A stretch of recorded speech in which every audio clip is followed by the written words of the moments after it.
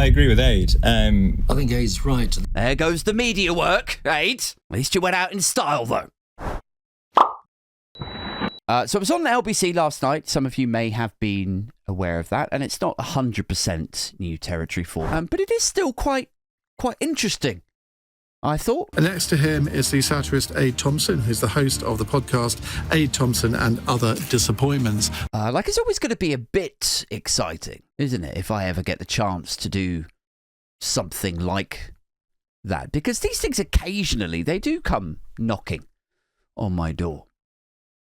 You know, I've been lucky enough to do what have I done so far? I did a little thing at Glastonbury. I was on Byline TV with Marina Purkis one time. Of course it's going to be a little bit exciting to do something like this, you know, to be in a room, to be at a venue like some of those, broadcasting to tens of thousands of people or whatever the figures are for these sorts of things. But every time I do it, I do sort of come away feeling a little bit disappointed. You know, but like not in the show. The show is fine. The show's lovely. But more like just myself. Every month when you see your income tax deducted from in your payslip, a chunk of that will go towards not just paying off the national debt, just servicing it is around, I think, off the top of my head, is about 100 billion every year. So whenever we hear these press releases about cuts, 500 million to this, a billion to that, we're going to save this, we're going to put it back into the treasury, I'm always like, nothing's going to change this situation in any meaningful way for people who are struggling at the moment. Like, I'm sat on the tube, I'm consciously thinking like, I should have been more like raucous.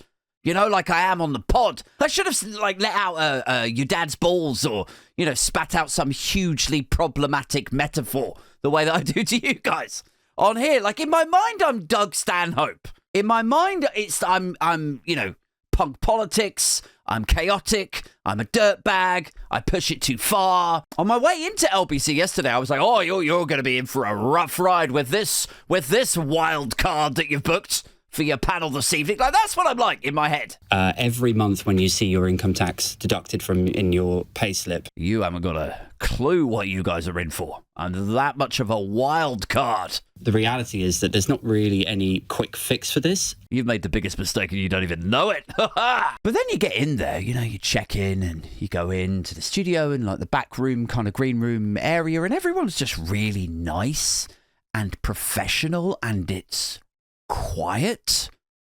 Like, there's nothing fucking raucous about the LBC set in Millbank. Like, it's just professional. That's what it is. It's quiet and it's professional and serious. It's current affairs and producers with earpieces and, it's like, what would I equate it to? It's like rocking up to a bar ready to get reco, ready to get on it, son. You rock up to the bar, and then you realise that actually the bar that you've rocked up to is just the customer service desk at a Santander. Like, that's what it's not that vibe here. But then you think, well, what if I did? What if I was like that on Iain Dale's LBC show? It's evening panel.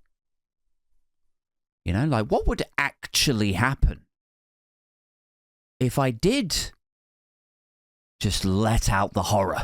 What would happen when Iain goes, and just sat to my right is satirist and podcaster Aid Thompson. If then I was like, thanks, Iain. Yes, it's lovely to be here. Hey, do you know what? People's bills are up. The tariffs are about to make everybody worse off. And there's a tidal wave of austerity on the horizon. And I don't think any of us in this studio are on less than double the average salary. So yeah, I'm just excited to be here with you, to be with all of you good people lamenting to the broke and desperate masses why we think paying for bombs with their benefits is a price worth paying. Let's dance. Like, I'd love to do that.